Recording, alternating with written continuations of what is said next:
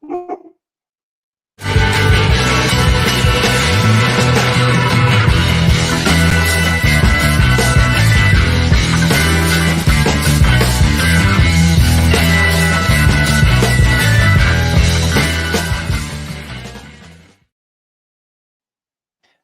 guys. Good evening and welcome to Glasgow Rangers Nation podcast live tonight. Guys, it is the 12th of December in what is going to be a huge week for the club. And tonight I am joined by a huge Rangers fan. Someone I was flicking through TikTok and I found Laura and I just thought she'd be brilliant to have on and talk all things Rangers. Laura, how are you doing today? How's your week going so far?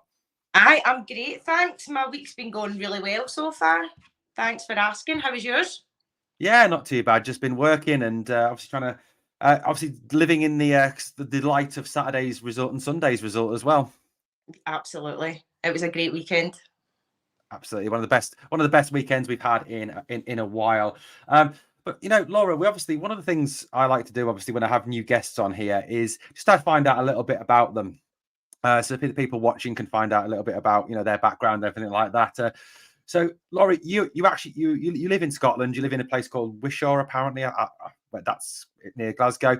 But how did you actually become a Rangers fan? Is that from birth, or is that your family thing? How did your Rangers journey start? So as far back as I can remember, I've always supported Rangers. But yeah, it'll be my family is majority Rangers. My big brother was, a diehard Rangers fan growing up as well, so you kind of follow his footsteps. But the school I went to as well, again, majority Rangers fans. So I guess I was kind of surrounded by it. But I grew up a massive tomboy as well, so playing football, watching football, it was always a massive part of my life, and Rangers was it for me. Absolutely, and you were telling me before we got started, before we went live on air, Laura, that you used to have a season ticket as well. Mm-hmm. Yeah, not anymore. So I work nights quite a lot, like back shift. So I can't make it to many games. So now it is just a case of when I can go, I'll go. Absolutely. And you were there on Saturday as well, apparently. No, I wasn't there on Saturday. Oh, it's okay. No, I wasn't there. I watched it in the house. Watched it where it was warm then, and it wasn't raining. It was absolutely pouring down at the weekend, so in the comfort of my... But it always rains in Scotland, doesn't it? Every day, during the summer as well. Every Now, I grew up, obviously, I mean, people know my backstory about being a Rangers fan, and I grew up obviously watching from about 86, 87. That's when I first got into Rangers. And when I was growing up, Laura, my favourite players were the likes of Terry Butcher, and loved his passion and his heart, Graham Roberts, Paul Gascoigne, Chris Woods, Brian Laudrup. And obviously, I was so fortunate growing up to see those guys play and just the phenomenal talent we had at the club. When you were growing up, who were your all-time favourite Rangers players when you were growing up? That is some legends you've rounded off there. So for me, it was more, I was absolutely obsessed with Peter Lovenkrands when I was younger. Fernando Rickson, they two. Michael Moles as well, Nacho Novo. I've always loved Alan McGregor, obviously a wee bit more recent. So if I was to choose like my kind of all-time favourite player, I think for me it would be Alan McGregor. Out of all the ones I've loved growing up.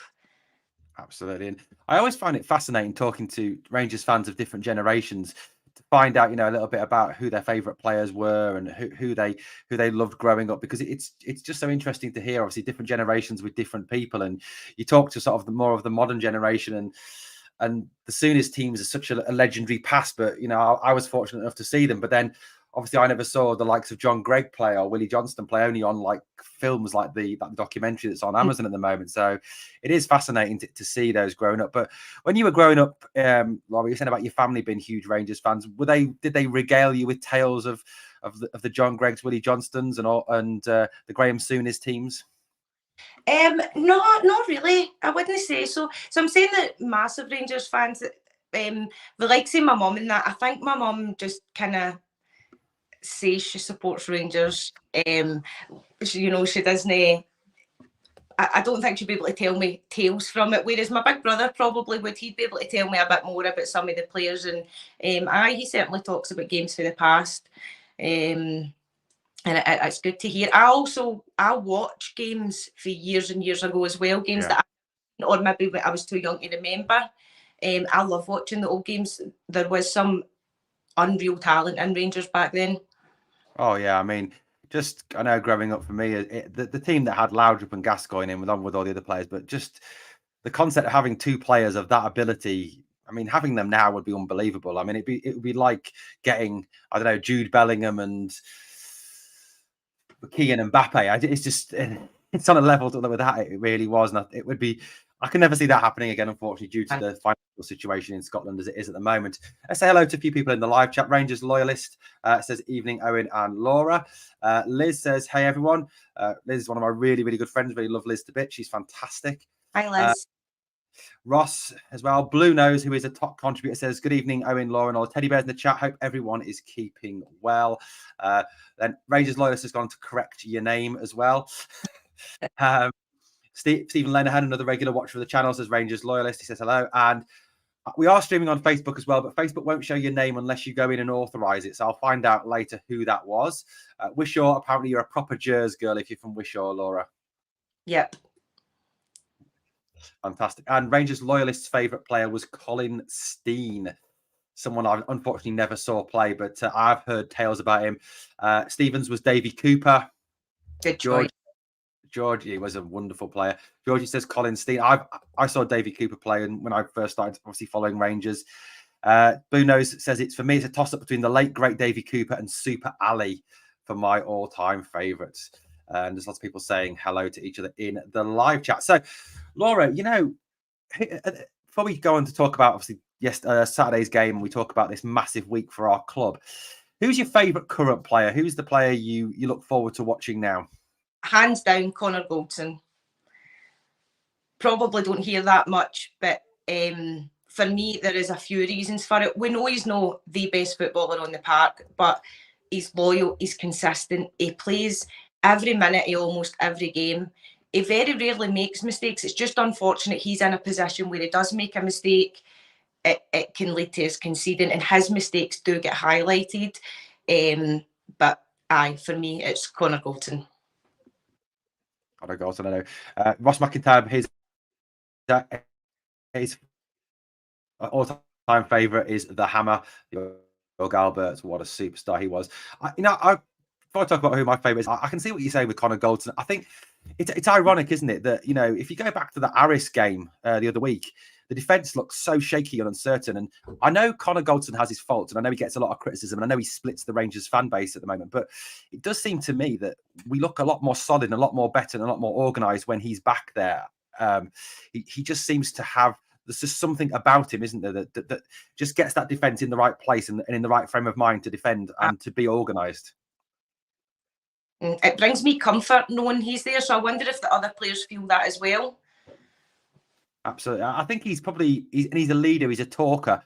And I think also he covers for Tav a lot. You know, obviously it allows Tav to get forward, and he's the one that goes across and often will cover for Tav, won't he? So, I think, look, he does get his critics. Of course he does. I think I agree. I have defended Connor Goldson against some criticism as well this season.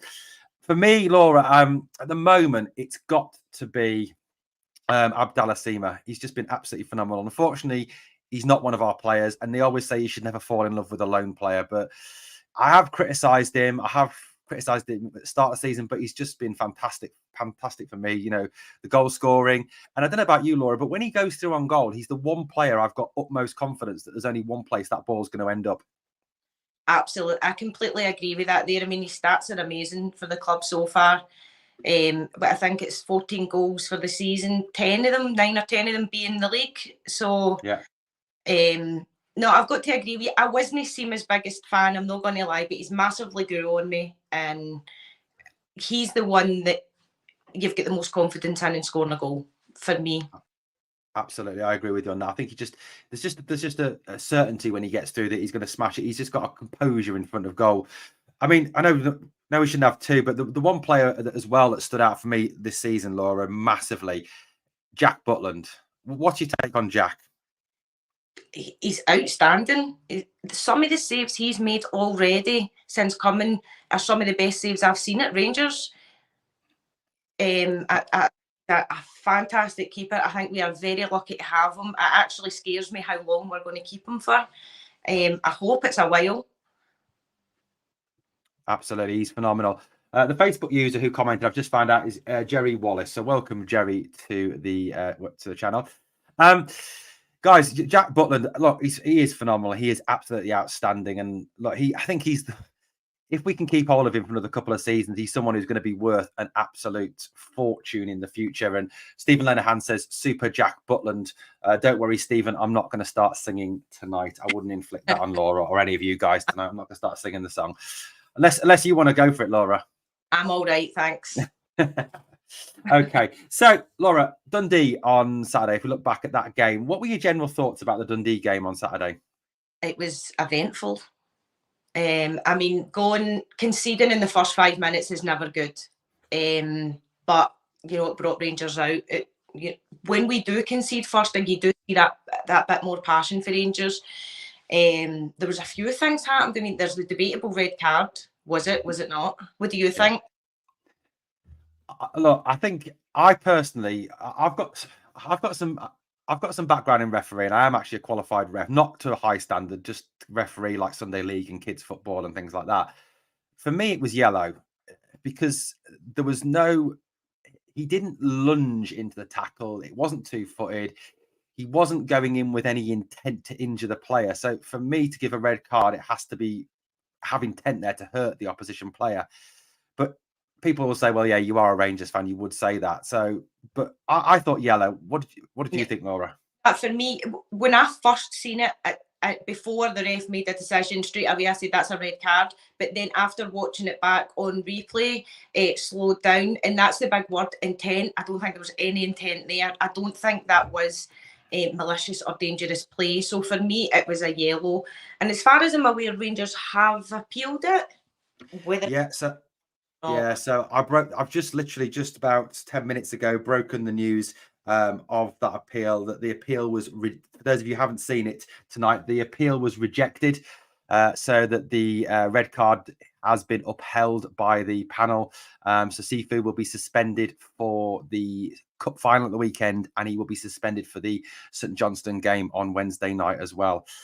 Laura, do you think realistic? Look, I mean, I know this is putting my conspiracy theory goggles on again and the anti-Rangers SFA goggles on again, but do you think there was any chance of us ever winning that appeal? No. I said the minute I knew Rangers were going to appeal it, I said that it won't get overturned. I didn't think for a second it would. No, I honestly don't think it would have done. And I just think that with us, there seems to...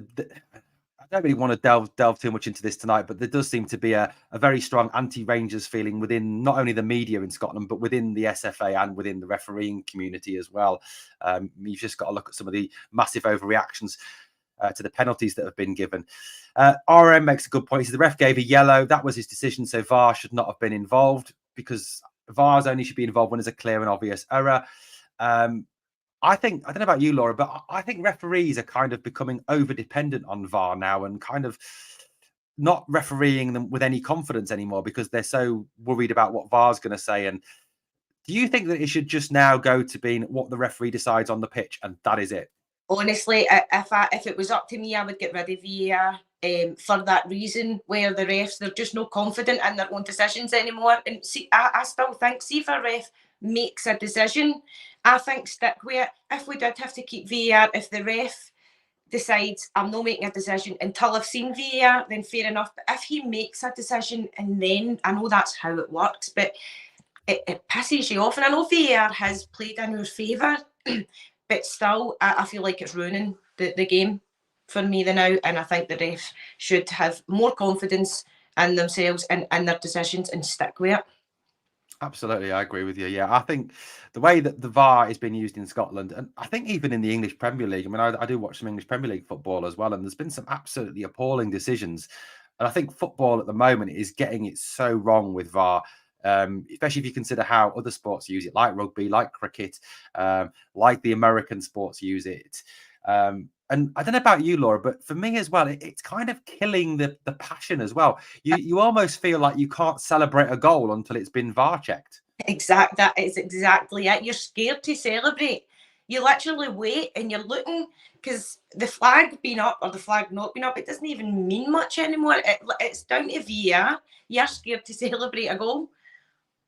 Absolutely, and it's getting to the point now where it's taking way too long as well to make decisions. I mean, like, you're looking at 2, 3, 4 minutes, which in other sports that stop and start, like rugby, like the NFL, like the NHL, like cricket, you can get away with. But in a sport like football, they've got to come up, if they're going to keep VAR, they've got to come up with a much better way of, of actually using it and trying to implement it so it doesn't break up our game. So, for me, it's not great.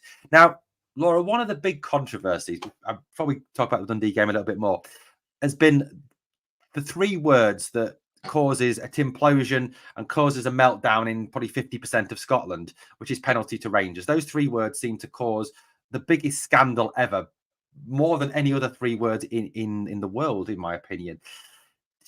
I don't know whether you've heard today, but Scott Brown was saying that it's a conspiracy that Rangers never get penalties given against them, and Rangers get given all these soft penalties, etc., etc. Why do you think that anything against us is automatically a conspiracy, or it is a Masonic agreement? A Masonic agreement. That's the one. Honestly, I don't know. I just feel like the majority of clubs in Scotland, and it seems to be quite a lot in England now as well, they just don't like Rangers. The whole penalty to Rangers thing, I mean, I've even took that to be my phrase now. I love it. I mean, we all know Celtic have had more than us, but it's just, everything seems to be such a big deal when it comes to Rangers. And I think it is just because there are so many clubs that just don't like us. Absolutely. And Trying Scotsman makes a good opinion. He says referees being refereed is spoiling the game. If the refs miss something, then fair enough. But making a decision that then getting forced to change it is utter nonsense. I think that's, if you are going to use VAR, that's how it should be. And Laura, for me as well, if you look at a lot of these penalties as well that are being given to us as well, it is for pulling shirts. Now, I'm a qualified ref, and the rule book clearly states if you pull someone's shirt in the box, it's a penalty. These teams are continuously fouling us in the penalty box and then crying that we've got a penalty.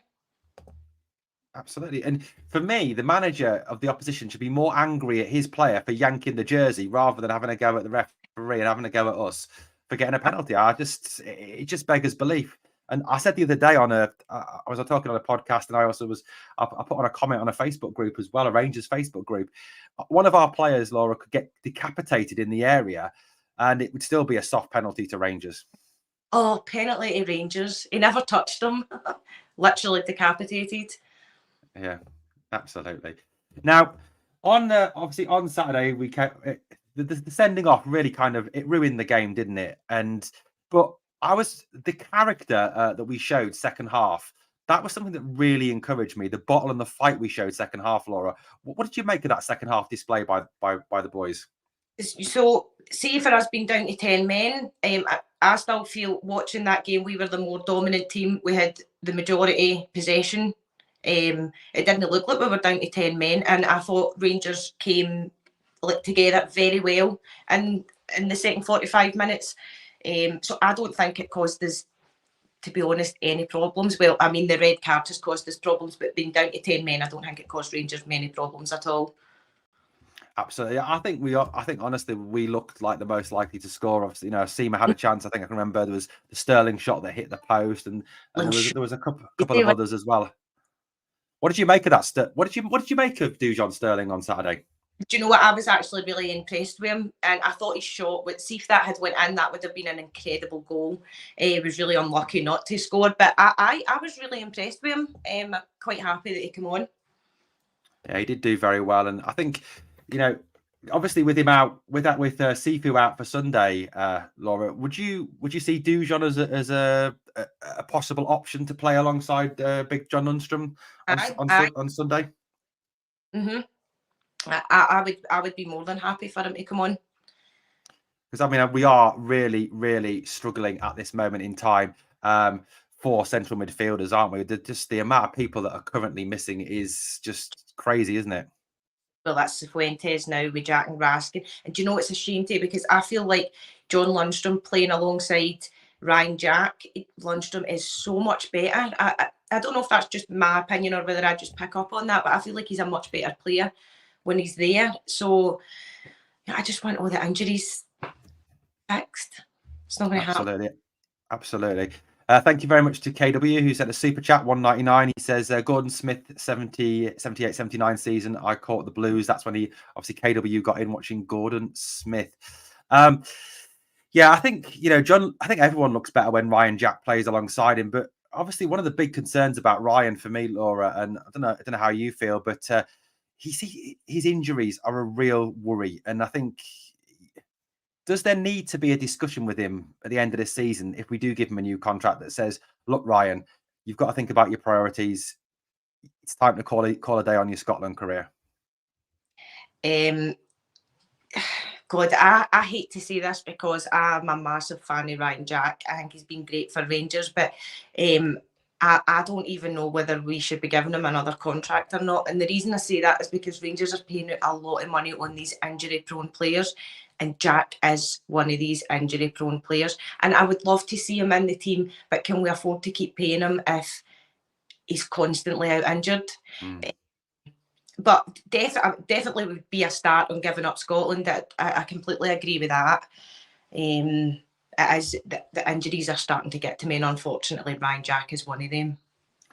Kevin Robb says it's time for a clear out. There does seem to be an awful lot of players, Laura, doesn't there, that do seem to be getting a wage for nothing at this moment in time. It came out 30 grand a week. Yeah, I know, that's one. And I mean, he's one, Ryan Jack. And as much as it pains me to say it, I don't know what your opinion is on this, but Tom Lawrence as well is another one that seems to be constantly bit by the injury bug.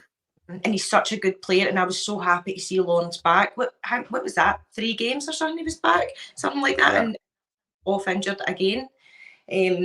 So these big names came out of roof. I hate saying it, Ryan Jack, Lawrence. These are some of the people I think we're going to need to look at, because how much money can you be paying out for them to be injured most of the season?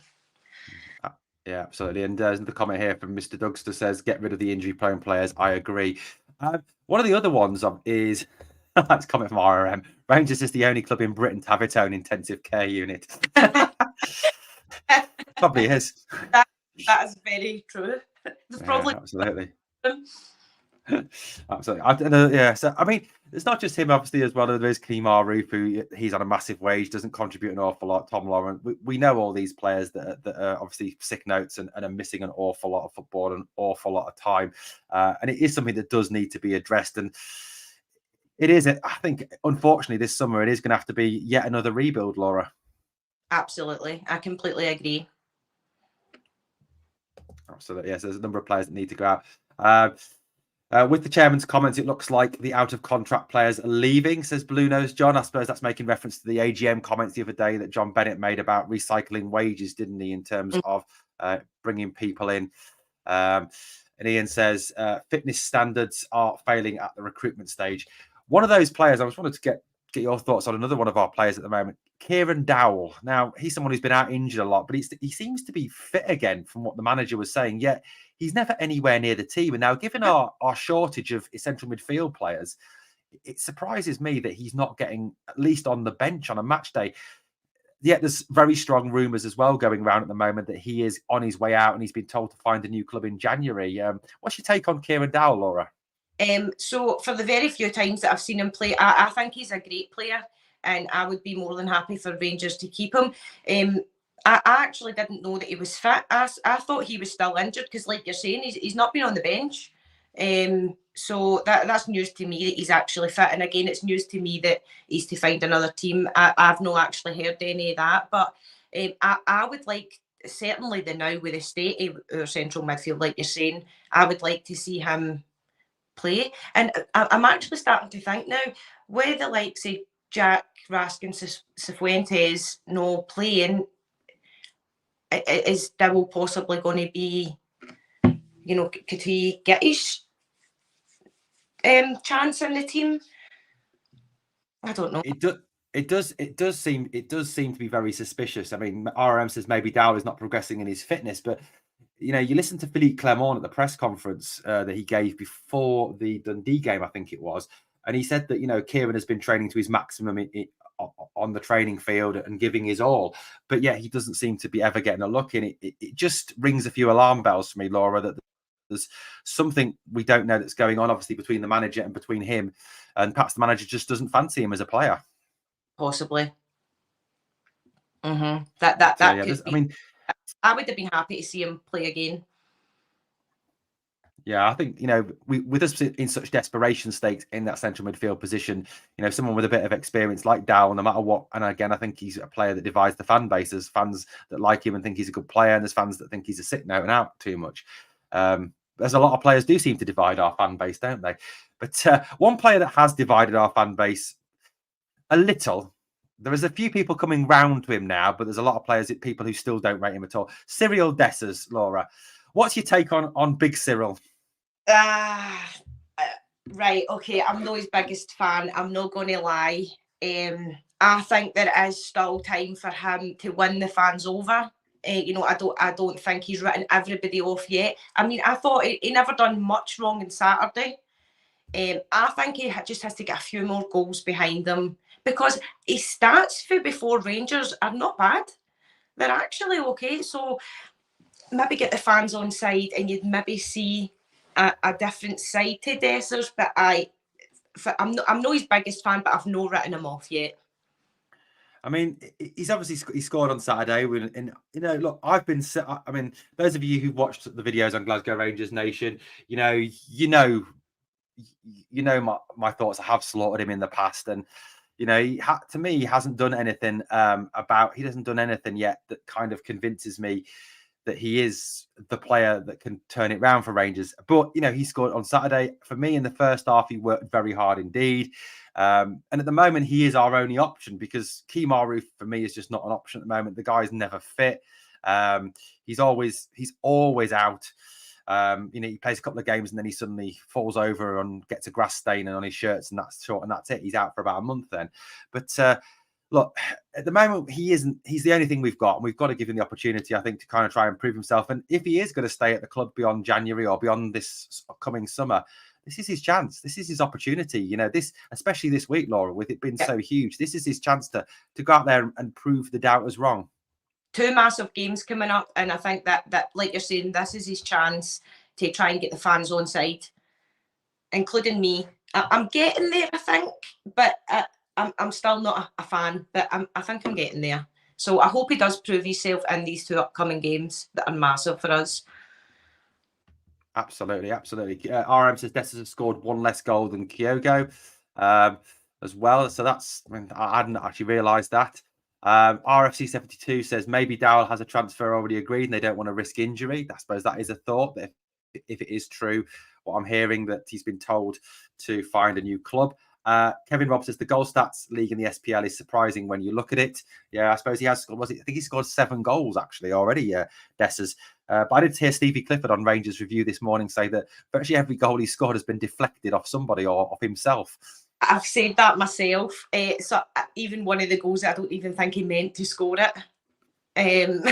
But I think it's like 10 for the season so far. 7 for the season so far, and like 5 of them in the league. So it is surprising that he has scored that many, but like they're saying, I think a few of them have been deflections, and one of them he certainly never meant. Absolutely. And then, look, I mean, the one thing for me, Laura, from the weekend that's encouraging is, you know, we went out there, we won. We came through trying circumstances in terms of losing Sifu and going down to 10 men, and we put the pressure on them. And for me, Laura, it's the first time in a long time that they've actually had pressure on them. And I don't know about you, Laura, but I don't think this Celtic team is set up to deal with pressure. And I think if we can keep applying pressure to them, this is not over by a long straw, is it? I completely agree. My opinion a couple of months back was totally different, but now I've been catching a few of the Celtic games myself and comparing their players to ours, and I think if Rangers keep up the pressure, then Celtic could be in a bit of trouble.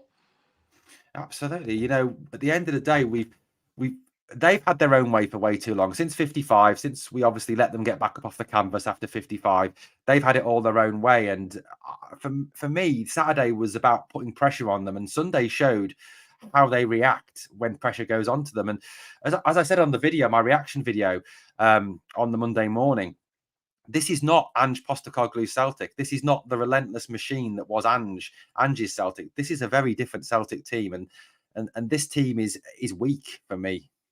I completely agree. I managed to catch the game on Sunday, and that's exactly what I was thinking to myself. This is a weak team. Absolutely, they are. They are. Brendan Rodgers is scared of Billy Clement. Sorry, Laura, what are you saying? I'm saying I think there's a lot of Celtic fans agree with that as well. Yeah, I think there is. And do you know what, Laura? It won't be long until they start throwing sharks, will it? I know. RM says we will be the relentless machine now, and let's hope we can be that relentless machine. Now, this week, obviously, two massive, huge games for the club, and I called it kind of a season-defining week for us, and not for the manager as much, because obviously the manager, it kind of, for me, he's got this season, he's got the summer, he's got next season, he has to be given time for Philippe Clement, but it's season-defining for a lot of our players. Now, the Betis game, obviously, on Thursday, as I said on the video the other day, is probably our toughest game on paper of the next upcoming 7 before the winter break, before we play Killy on the 2nd of January. Laura, what's your thoughts on the upcoming Real Betis game? I'm nervous about it because, like you're saying, it's a massive game. I'm keeping everything crossed that we win this game because I really, really want this win. But, I mean, they're a good side. Their starting 11, are they strong enough to beat Betis? I don't know. I'm nervous about it. So much so I'm not even looking forward to it. Now, I always look forward to the games. I'm not looking forward to Thursday. No, I agree. I am nervous about Thursday as well, given all the injuries, given all the the problems we've got at the moment. Also, given the fact that Michael Beale made an absolute balls up of picking this European squad and leaving out key players like Balogun, leaving out Ridvan, just leaving out players where you sit there and you just go, why did you do that? Exactly, why? I completely agree with that. He messed that up. He did, and like you're saying with the injuries, there's no much to go by. But I'm just hoping that they want it bad enough that they're going to come out with pace and passion and give this Betis side everything they've got and get a win. Absolutely.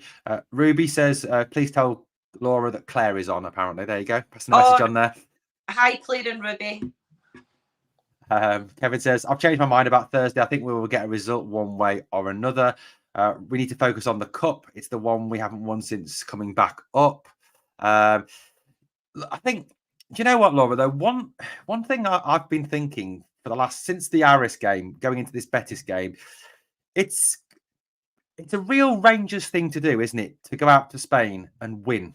That would be a real Rangers thing to do, wouldn't it? And then come back and get beat off Aberdeen. Don't say that, please. Yeah, I can see where you're coming from, though. Yeah, it is definitely. That is a very Rangers thing to do. I mean, they've shown us that they can do it. So why could they not do it again? Absolutely, yeah. I mean, this is Rangers all over. We kind of in Europe. I mean, who would have given us a hope during that Europa League run to have beaten Borussia Dortmund in Dortmund at the Westfalenstadion? I know. Who would do that? And we did. So. Yeah. Absolutely. Do you think, I mean, looking at the first 11, the team for Thursday, do you think it pretty much picks itself for Thursday now, Laura? I think it does. I think it does. Like you're saying, with the injuries and with Beale's choice, I think it picks itself. What about you? Do you think it does? Yeah, I think it does. I think to be honest with you, it will literally be I think Butland in goal, Tav, Goldson, Davis, Barisic, the back four. We'll touch on Barisic in a minute. One of my favourite topics. Sifu will play Thursday, I think, but he won't obviously play Sunday. Lundstrom next to him, and then it will be I hope McCausland, Cantwell, and Seamer, and probably Dessers up front, because that's what we've got. That's the strongest 11. That's exactly who I've got picked out for Thursday as well. That is our strongest 11, and who we can play. Absolutely. Now, Laura, a couple of questions. Obviously, first of all, Ross McCausland. I thought when he came on Saturday, he was brilliant. He did everything you'd need a player to do against 10 men. He ran at people, he took players on, he was direct. But that's just a reflection of Ross since he's burst onto the first team scene. I've just been so impressed with this lad, and he's one of our own. I mean, just to borrow that song that Tottenham sang about Harry Kane, Ross McCausland, he's one of our own. He's Rangers through and through. What's your take on Ross McCausland? Completely agree with what you're saying. His passion for the club completely shows when he's playing. He's got pace, he's got skill, discipline, he scores goals. He's a fantastic wee player. I don't have any criticism towards the wee guy so far. I'm so happy to see him on the team with Cantwell rather than for Cantwell as well. I'm glad that both of them are there. But Ross McCausland, I'm very happy we've got him. Absolutely, he's been fantastic. And moving Todd back to 10, I think Laura has made a huge difference. Definitely, I completely agree with that. I'm gutted for him that his goal got chopped off, because I think Todd is needing a couple of goals. I have noticed a few fans kind of batting off him a wee bit, and Todd again, he's a great player. He's made a couple of mistakes, but I'm glad he's playing where he's playing. I think he'll be able to showcase his skills where he is for now. Absolutely. I think Todd is, for me, he's a phenomenal 10, and you've just got to look at that St Mirren game, the pass that he put through to Seamer for the second goal. That shows in a minute what he can do in that 10 position. And I know there's this argument that modern footballers should be able to play anywhere, etc., etc. But it's what I said on one of the vids that I put out after that game is you wouldn't see Pep Guardiola play Erling Haaland on the wing, and you wouldn't see Mikel Arteta stick Bakary Sagna in central defence. It's just the way it is. If you've got a player who's outstanding in one position, you put him there. Exactly. And I think Cantwell's playing great in that position, and it's leaving a place for Ross McCausland. So I'm happy with where they're playing now. And we definitely don't want to see Sam Lammers in that position. No, we don't. We definitely don't. I'm sorry. I don't like to criticise players too much, but I don't have a good word to say about him. I'm sorry. I just don't. Absolutely. I agree. And I mean, I thought I can't remember anything that he's done, to be honest with you, that's kind of made me go, yeah. I mean, okay, there was the goal against Dundee, and I think we all hoped in the pass through for Dessers in that game, but we all kind of hoped that game would be a turning point, but it really hasn't been. And I think the most noticeable thing that's happened with Sam Lammers over the last sort of couple of weeks has been, I think the Hearts game, where I think he'd straightened his hair. I think that's about the most noticeable thing he's done so far. I know, it's a shame, and I mean, it does get booed off the fans, and that can't be good for any player's confidence. So, in my opinion, don't put them on the park, and they won't. Absolutely. And one, I'm thinking about that team on Thursday night. One of the players that obviously he's out of contract in the summer, and again, someone who massively divides our fan base again, like I said, like most players seem to, Borna Barisic. Laura, what's your take on Borna? I have got a massive soft spot for him. I really, really like Barisic. I do get what people are saying, they're calling him Barisic pass back, and he does. I've seen him doing it myself, and I've got frustrated with him myself for his pass back, but I find it hard to criticise him, and I think that is because I have got such a soft spot for him. I know he's not the best player at Rangers, and he's made a few mistakes, but for me, I would still choose him over Yilmaz, and I know that's not a popular opinion. What about you? I must admit, I'm not a fan. I think he's lost a lot of confidence. I think he's gone backwards since 55. I think part of that is down to the fact that, like anyone, as you get older, you lose a step of pace, you lose some of those skills that you've got. And I think he's he's 32 now. And yeah, 55, he was phenomenal for us. I just think that he's perhaps come to the end of his time. And it's kind of, Yeah, I get on his back and I criticise him. Sorry, Laura, but That's all right. it's kind of come to a little bit of a, I think time for him to move on. I'd rather see him move on than it continue to be the way it's been, where he's getting absolutely slaughtered by some fans week in, week out. So, you know, this thing about him turning around and going backwards. I mean, there's even memes on TikTok now appearing of Borna Barisic. This is Borna Barisic's best crossing style. It's someone runs forward, stops, turns around, and passes it back. So, And it is true. Everything you've said there, I do agree with. The reason I find it hard to say is because I don't know why, I've just always had a soft spot for him. But I agree. I think he should leave Rangers on a high. Well, I'm saying on a high. He's not quite on a high, but before it gets worse, because he is losing a lot of fans. All right. Here's someone he's lost. RM says, I've got a massive soft spot for him too. It's a peat bog just north of Elgin. That's a bit harsh. He was ready to. Stuart was ready to leave years ago with Gerrard, but he's here. So both of the left backs can go. We need massive improvements there and all over the defence, says RF72. I think there is a huge need to rebuild that defence. It is aging now, isn't it? I mean, if you take the starting back four with Tav, Goldson, Balogun, and Barisic, the average age is 32. Tav's 32. Connor Goldson's 31, I think. Balogun's 36 and Barisic is 32. There is a need for a big rebuild back there. Laura, what do you reckon? No, I completely agree. They are all getting to that age now where there is going to have to be a rebuild. For me, I don't know. I think the back four have still possibly got another season in them, at least. But I do agree they are going to have to start looking at a rebuild at some point. Yeah, absolutely. I think there is a need this summer to bring in another centre back, left back. Obviously, hopefully we've got the right back in Dujon Sterling. We've also got Adam Devine as well, who gets forgotten about. So there is options there, but I do think we need new left backs. We do need a new centre back as well. I just wish Michael Beale had addressed that last summer. That's another debate, though, unfortunately. But Laura, one of the things obviously that could happen on Thursday night is if we draw and Sparta win, or we lose, is we could drop into the Conference League. Now, I've got my own opinions on the Conference League and us dropping into the Conference League. Would it be an awful thing for Rangers to drop through 2 European competitions this year and drop into the Conference League? I mean, it would be a huge knock for Rangers. Awful. I don't know if I would go as far as to say awful. To be still playing European football after Christmas, Rangers are that. It's not awful, but it would be gutting if we went down to it. But I mean, I've got a feeling it's going to happen.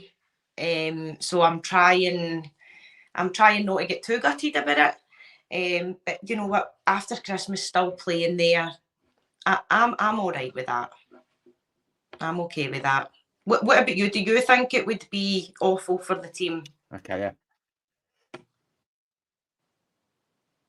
For me, it